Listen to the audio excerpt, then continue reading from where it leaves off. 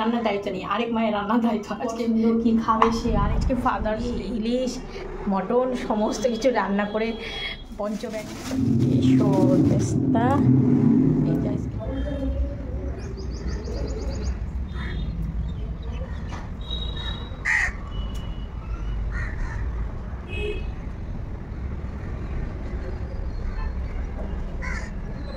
ঘুম থেকে উঠে বাসি ঘরটা ঝাড় দিয়ে দড়ির গোড়ায় জল দিয়ে চলে আসলাম ছাদে। ছাদে এসে একটু দাঁড়িয়ে হাত পায়ের জংটা ছাড়াচ্ছি। সারা রাত ঘুমের পর সকালবেলা একটু আলসি ভাব লাগে। দেখো কাঠ আর বাঁশ ছিল এখানে, সরিয়ে রাখলাম। আর মনে পড়লো যে না, তোমাদের আমার পাশের এই রুমটা দেখাই। এই রুমে যে ভাইগুলো থাকে ওরা নিচে শিফট হয়ে গেছে, আর ওদের চারদিকে রুমটার সিচুয়েশনটা দেখো। ওরা কাল পরশুর মধ্যে রুমটা ক্লিন করে দেবে। তারপর আমার এক্সট্রা যে জিনিসগুলো নিচে যেগুলো ব্যবহার করতে লাগে না, ওপরে এই রুমটার মধ্যে এনে সুন্দর করে গুছিয়ে নেব। রুমটা কিন্তু আমার বিশাল বড় আর খুব শখের আমার এই রুমটা। ওই রুমের পরিস্থিতি তো দেখালাম, কি অবস্থা এলোমেলো। এবার একটু বাইরের সুন্দর দৃশ্যটা দেখো। গাছে এখনো জল দেয়নি, এই বালতিটা ওদের রুম থেকে নিয়ে নিলাম, গাছে জল দিয়ে নিই। আর এই যে ছাদের পরিবেশ, কোনো ফুল নেই, শুধু থোকা, এই ফুলটা একদম থোকা ধরে রয়েছে। আর ওই যে ফুল উঠে গেছে সকাল 7টায়, ওনার তাপ বাবাকেও কী বলা যায় আর। সুপ্রভাত বন্ধুরা, আমার একটা নতুন ব্লগে তোমাদের সাথে করে নিয়ে নতুন ব্লগটা শুরু করে দিলাম। আর আমার এই নতুন ব্লগে কিন্তু আমার সকল বন্ধুদের, যারা আমার দূরে আছে, যারা আমার কাছে আছে, তাদের সবাইকে জানাই স্বাগত। তোমরা আমার পাশে এমনি করে থেকো। এই গাছটা আমি লাগাইনি, 3 তলার বোনটা লাগিয়েছে।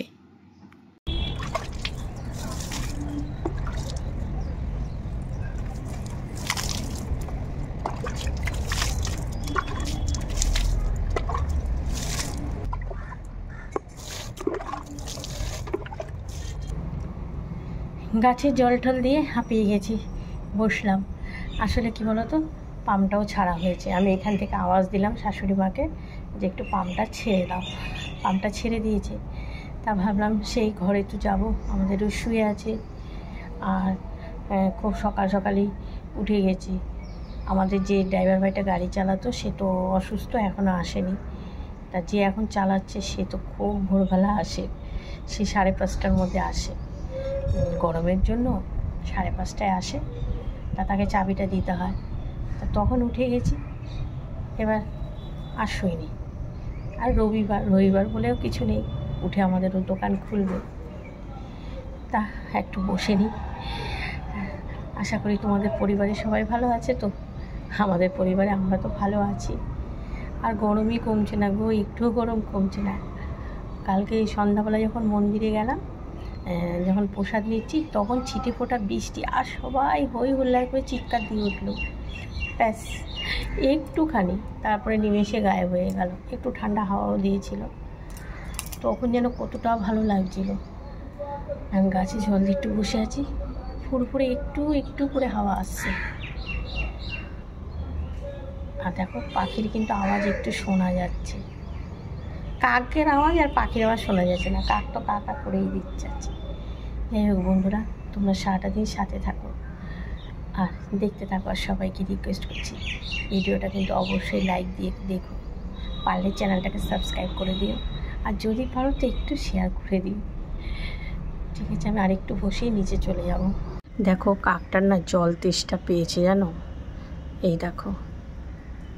আরে জল তেষ্টা পেয়েছে, ওখানে একটু জল জমেছিল, সেই জলটা খেয়ে আবার ওই যে গাছের গোড়ার দিকে গেল গো। আর বসবো না, নিচে যাই। এই দেখালাম সূর্য মামা, এখন নেই। কোথায় মানে মাঝে মাঝে আমাদের বলে যে আমি সরে যাচ্ছি, তোরা একটু স্বস্তি পা, আবার মাঝে মাঝে বেরোচ্ছে। এটা তো এখানেই রয়েছে সব। এগুলো যখন এই রুমটা খালি হবে, রুমটা তো কী অবস্থা দেখবে। সব এগুলো আস্তে আস্তে কালকে পট্টি করেছি এই জায়গাগুলো কী করবো। আমাদের এই বাড়িটা আমরা নিজেরাই তৈরি করেছি, কোনো প্রমোটার তো তৈরি করে দেয়নি। তাই যখন নামি আর উঠি নিখুঁতভাবে দেখি বাড়ির কোথায় কি, কোথাও কিছু জলটা উঠে গেছে কি না।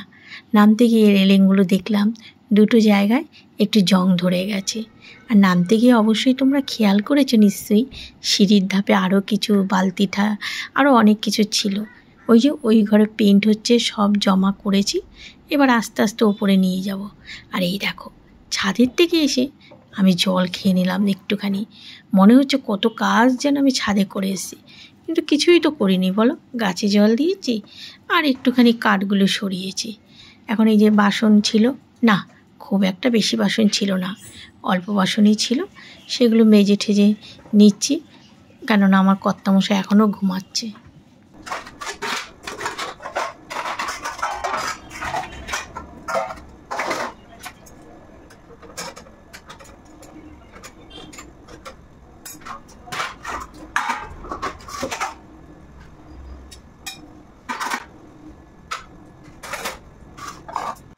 আজকে কিন্তু আটা মাখছি, জল গরম বসিয়ে দিয়েছি।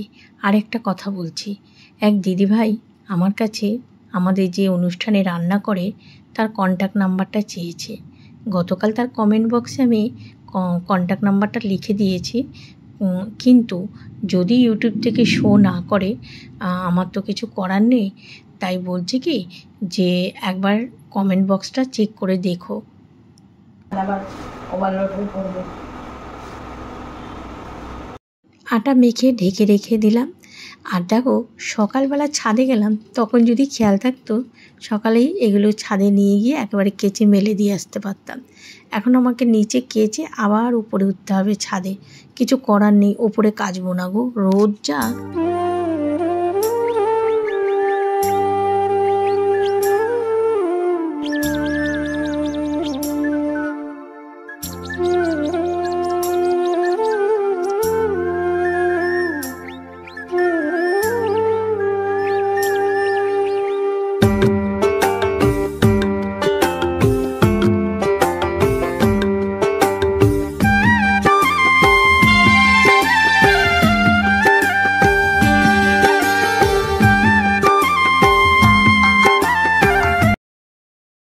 কিছু জামা কাপড় তো ছাদের ওপরে দিয়ে এসে মেলে, ভারী ভারী প্যান্টগুলো, আর কিছু ছিল হালকা পাতলা, সেগুলো বারান্দায় ঝুলিয়ে দিয়েছি।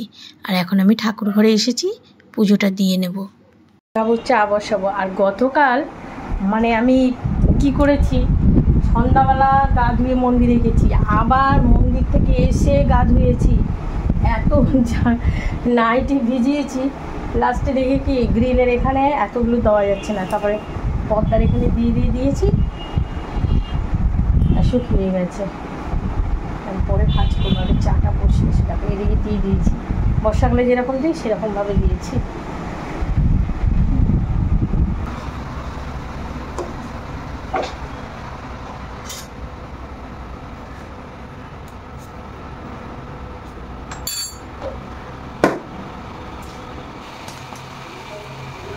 চা বসিয়েছি, দাঁড়াও একটু। হ্যাঁ হয়ে গেছে, চিনি দিয়ে দিয়েছি, দাঁড়াও। শাশুড়ি মা রেডি হয়ে গেছে, বাজারে চলে যাবে, আমি চা বসিয়ে দিয়েছি, দিয়ে আসি, আমি মার চাটা দিয়ে আসি। চা খাওয়ার সময় একটু তোমাদের কাছে একটু বসে চা খাই, আর এরপর তো পায়ে চাকা লাগানোর মতো ভন করে দৌড়াতে হবে। আর আমাদেরও দোকান গিয়ে খুলে বসেও গেছে, কারণ আমি চা বসিয়েছি, তখন একজন এসছে, তাকে দিয়ে ওপরে এসে চা খেতে খেতে আবার একজন এসেছিল, তা এখন দোকান খুলে বসে গেছে। আমি চা খেয়ে বিছানা টিছানাগুলো ঝাড়বো, কাজ আছে, কাজ তো ছাড়া নেই, রোজই তো কাজ। বেলা তো অনেক হয়েছে, আজকে মনে হয় আসবে না মিস্ত্রি ভাইরা। বারবার বলেছিলাম যে এই কাজটা তো করে দিলেই হয়ে যায়, কী করা যাবে, আসেনি। দেখি আমি এই জায়গাগুলো জানো মানে ঝাড় দিই নেই, কিছু করিনি যে ওরা কাজ করবে, তাই এরকম করে কি আজকে সারাদিন পায়ে পায়ে মানে হাঁটাচলা করা যায়। আগে যদি আমি জানতে পারতাম যে মিস্ত্রি ভাইরা আজকে আসবে না, গতকাল তো যাওয়ার সময় বলল বৌদি সকাল সকালে আসবো, তা আমি যদি বুঝতে পারতাম না তাহলে আমি সিঁড়িগুলো আজকে আবার ওপর থেকে ঝাড় দিতাম। কেননা কি অবস্থা হয়ে রয়েছে, ওরা কালকে পট্টি করেছে, একদম সেই টুকরো টুকরো হয়ে সিঁড়িতে পড়ে রয়েছে। একটা টক লেবু এনেছি, এটা কেটে রেখে দিলাম, পরে শরবত খাবো। এখন আগে ছেলের টিফিনটা করবো। কেন উঠে গেছে, আজকে পুজো দিয়ে এসে দেখি উঠে গেছে। আর এদিকে রিফাইন তেলটাও ঢালা নেই, হচ্ছে একেবারে ঢেলে নিই। আর আলু এই যে কেটে নিয়েছি গোট গোট করে।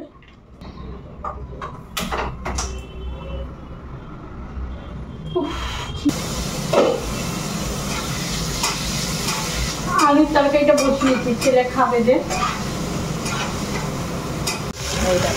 তরকারি করে দিলাম, এই তরকারিটুকু করে দিলে ছেলেটা ভালো খায়। একটুখানি তরকারি করেছি বাবুর জন্য, আর আমাদের ওকে দই দিয়ে রুটি দেবো।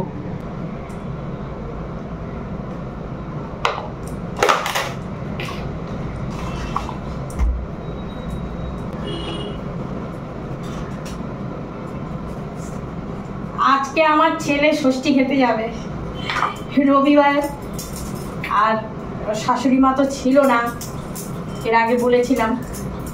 শাশুড় মানে দাদা শ্বশুর মানে শাশুড়ির বাবার অসুস্থ ছিল বলে ষষ্ঠীতে ছিল না। আজকে ছেলের শেয়ার মার্কেটও ছিল, এর জন্য আজকে শ্বশুরবাড়ি থেকে নিমন্ত্রণ। আর আমি ঘরে আজকে চিকেন করবো না, কারণ ওই তো খায় একটু।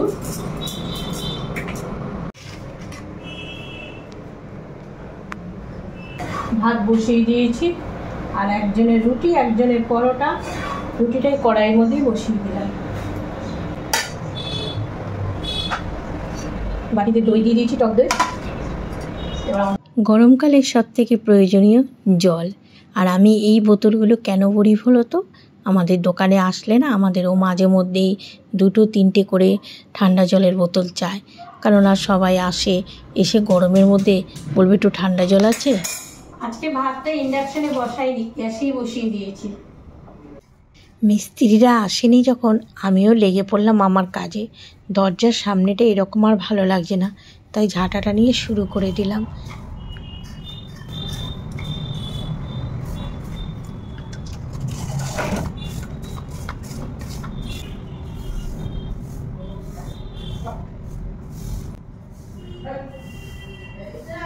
হ্যাঁ যাচ্ছি।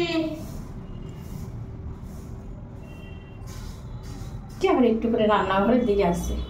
আজকে তো ছেলের রান্নার দায়িত্ব আমার না, আজকে এই মায়ের রান্নার দায়িত্ব নেই, আরেক মায়ের রান্নার দায়িত্ব। আজকে কি পছন্দ কি খাবে সে আরেক মা রান্না করছে, মানে শাশুড়ি মা ছেলে। তা আমাদের এনেছি ইলিশ মাছ, নুন হলুদ মাখিয়ে নেই। ইলিশ মাছ করতে তো কোনো ঝামেলা নেই, আর বেগুন দিয়েই করবো। আর একটু ডাল করবো, উচ্ছে সেদ্ধ দেবো। এইদিকে এই রান্না করলে আমি ওইদিকে একটু কাজ করতে পারবো। দেখি সাইজটা ইলিশের, ওই বেগুন দিয়েই করবো। বেগুন কেটে নিয়েছি, বেগুনটা নুন মাখিয়ে রাখবো। ইলিশ মাছ বেগুন দিয়ে করবো। ইলিশ মাছ নুন মাখিয়ে রাখলে বেগুনটা দিচ্ছি। ছোটো ছোটো আমরা আছে, মাছটা ভাজা বসাবো সর্ষের তেল। ইলিশ মাছের সাথে তো সর্ষের তেলটাই ভালো লাগে। ডালটা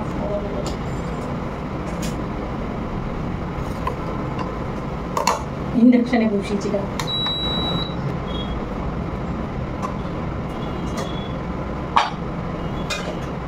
মিঠু রানীর পেয়ারা কেটে নিয়েছি, ওকে পরিষ্কারও করতে হবে মিঠুকে।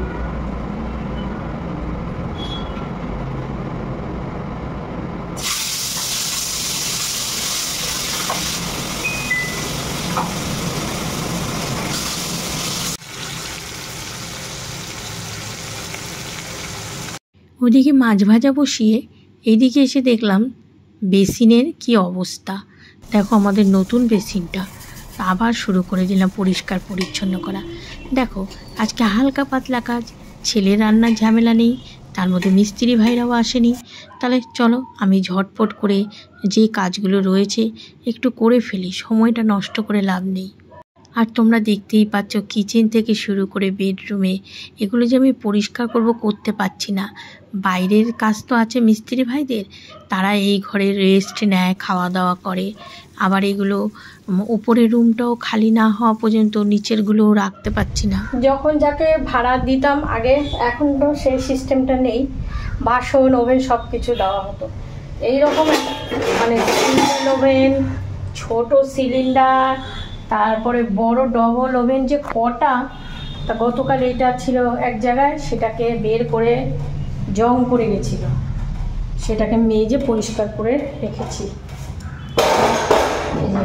রেগুলেটর পাইপ, আবার যখন কেউ ভাড়া ঠাড়া আসলে কারণ না থাকলে আবার ওটা দেবো, কিন্তু যত্ন করে পয়সা দিয়ে কেনা তো। হাঁড়ি, ছোটো ছোটো হাঁড়ি করে আর বলো না, আগে এসব দিয়েই ভাড়া দিতে হতো। এগুলো ভাড়া এগুলো আমরা নিজেরাই কিনেছিলাম। এই হাঁড়িগুলো অনেক আছে এখানে, সেগুলো গুছিয়ে রাখবো। এর ভেতরে আবার একটা হাঁড়ি আছে, হাঁড়ি আর হাঁড়ি বুঝছো, আরও আছে সব যেগুলো লাগবে না নিয়ে ওপরের রুমে। বিড়াল ওই মিঠুকে দেখেছে না, কোথায় ছিল বিড়ালটা? এই মিঠুকে আমি তো দরজা দিয়ে রাখবো, মিঠুর জন্য আসছে। দাঁড়া, বিড়ালগুলো আমি তাড়াবো। তুই রোদের মধ্যে কোথায় গিয়েছিলি? এদিকে দরজা এখন দিয়ে রাখি, রান্না হোক তারপর ওইদিকে যাবো, কেননা মিঠুটাকেও পরিষ্কার করা দরকার। আসছে মিঠু, বেগুন দিয়ে করবো, মাছটা বেশ ভালো জানো তো। ডাল ফোড়ন দেব, শুকনো লঙ্কা বের করতে গেছি, ওইদিকে একবার কাজ করছি, আবার রান্নাঘরে করতে এসছি রান্না।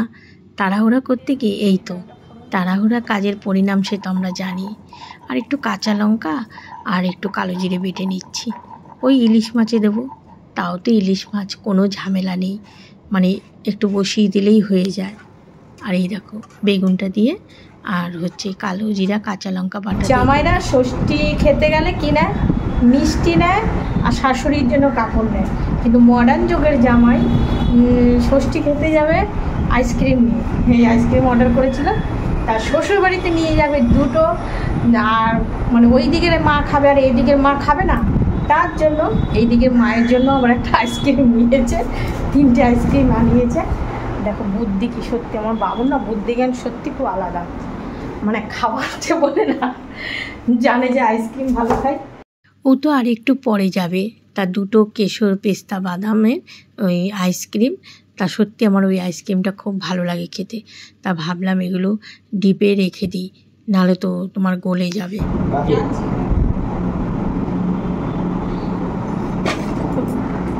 ছেলে রেডি, শ্বশুরবাড়ি এখন যাচ্ছে না, বলে আমি আইসক্রিম খেয়ে খাবো।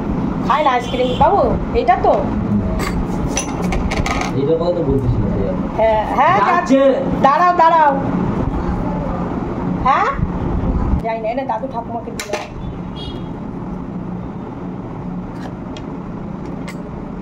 তারপর বাটিতে ভরে রাখবো, এতটা দাদু খাইলেই হয়। দেবো, সবাই খাইয়ে রেখে যাচ্ছে। আয় তুই তারপর খা, তোর বাবা যখন ঘরে ঢুকবে আমি আর তোর বাবা খাবো। এই যে শ্বশুর বাড়ি কি জামা প্যান্ট পরে এসছে, পাঞ্জাবি আর পরে যেতে হয় বাবু। পরবি কেন? সামনাসামনি হইলো, পাঞ্জাবি পরে যাবি, করে রান্না করবে, সব একটু একটু করে খাবি। বলে বাবু আমি আইসক্রিম ভালো খাই বলে এনেছিস? বলে না গো মা, আজকে ফাদার্স ডে, এই জন্য আইসক্রিম এনে, তুমিও ভালো খাও, বাবা একটু খেয়ে নেবে, ঠাকুমা খেয়ে নেবে, সবাই খেয়ে নেবে, আর ওই বাড়ির জন্য আইসক্রিম নিয়ে যাচ্ছে। তাহলে ভালো হয়েছে, এই যাচ্ছে। এখন এই ওকে না বের করা পর্যন্ত আমি স্নান আরেকবার করতে যাব, যেতে পারছি না। এখন এই যে গাড়ি বের করে যাবে। 3টে বাজতে যায়, রবিবার বলে দোকান দুটোই বন্ধ করার কথা ছিল, কিন্তু না, বন্ধ করতে পারেনি, কাস্টমার ছিল। তা এখন বন্ধ করে ও ঘরে বসে আছে। ছেলে তো গেছে শ্বশুর বাড়ি। এখন আমি স্নান করলাম, আবার নাইটি ধুয়ে দিলাম। ও বলে সারাদিন তুমি শুধু কতবার গায়ে জল ঢালো। তা এত মানে কাজকর্ম করার পর যে পরিমাণে শরীর দিয়ে ঘাম বেরোয় নিজেই টেকা যায় না। তাই গায়ে জল ঢেলে নিলাম। আর চলো তোমাদের যে আমি একটু রান্না দেখাবো সেটাও দেখানো হয়নি। দেখো রোদে এই ফুলের কালারটা কি সুন্দর লাগছে। আর একটা ছোট্ট প্রজাপতি এসে বসেছিল, উড়ে গেল। ভেবেছি ওটা শুদ্ধ ক্যামেরা বন্দি করব। দেখো উচ্ছে সেদ্ধ মেখে নিয়েছি, আর ডাল তো হয়েছে টক ডাল। আর এখানে এই যে মাছের ঝোলটা যে করেছি বেগুন দিয়ে, এই ইলিশ মাছ বেগুন দিয়ে। আজকে আর তোমাদের রান্নাটা শেয়ার করতে পারিনি। এই মাছ তো অনেকবার করেছি আমি রান্না। দেখো বৌমাকে বলেছিলাম আমার ছেলেকে যে সাজিয়ে খেতে দেবে একটু পিকচার করে পাঠিয়ে দিও। এই দেখো আমার ছেলে শ্বশুরবাড়ির ভোজন। এখন বাজে 5:20। দুপুরবেলা খেয়ে উঠেছি, তারপর থেকে কি বলবো আর, দৌড়াদৌড়ি করে ওই পারে গেছি। ওই পারে যাবো না, কি হয়েছে আমাদের 2টো মিটার, আমাদের এই পারে লাইন পুরো অফ ছিল। এই মিটারটা চলে গেছিলো, ওই পাশে মিটারটা ছিল, মানে কারেন্টটা ছিল। এইবার কি হয়েছে, ওই পাশে ঘর তো কি ধুলো বালি, কি অবস্থা। আমাদের ওকে দিব্যি একটা মানে নিচে 17 ইঞ্চি পেতে, তার মধ্যে একটা চাদর নিয়ে ব্যাস ও বালিশটা নিয়ে একটু কাত হয়েছে। আর আমি গিয়ে বসতেও পারছি না, আমার এটা সারা শরীরের মধ্যে অ্যালার্জি উঠে গেছে। আমি কি করে বসবো। তারপর মানে এখানকার সবাই ফোন টোন করলো, করার পর পুরো সব লাইন অফ হয়ে গেছিলো। এই এখন কারেন্ট আসলো, মানে এখন 2টো মিটারেই, পরের 2টো মিটারই অফ হয়ে গেছিলো, আসলো। ঠিক আছে, আর ব্লগটা আর কন্টিনিউ করবো না, আমি শেষ করবো এখন ব্লগটা। আর আমার ছেলে আজকে শ্বশুরবাড়ি থেকে খেয়ে এসে আর রেস্ট নিতে পারলো না, কেননা কারেন্ট ছিল না। আর ওই ঘরে আমার মতো অবস্থা, ওই ধুলোবালির মধ্যে গিয়ে বসতে পারে না। সাথে সাথে খেয়ে এসেই মাঠে চলে গেল।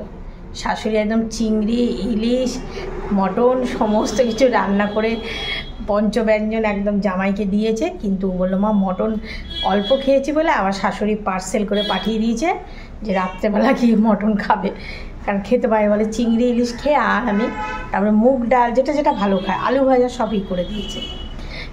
তাই এখন মাঠে গেছে ও খেলা দেখতে, কারেন্ট ছিল না বলে চলে গেছে মাঠে। ঠিক আছে, ব্লগ শেষ করি, দেখা হবে আগামীকাল নতুন ব্লগে। সবাই ভালো থেকো, সুস্থ থেকো, টাটা।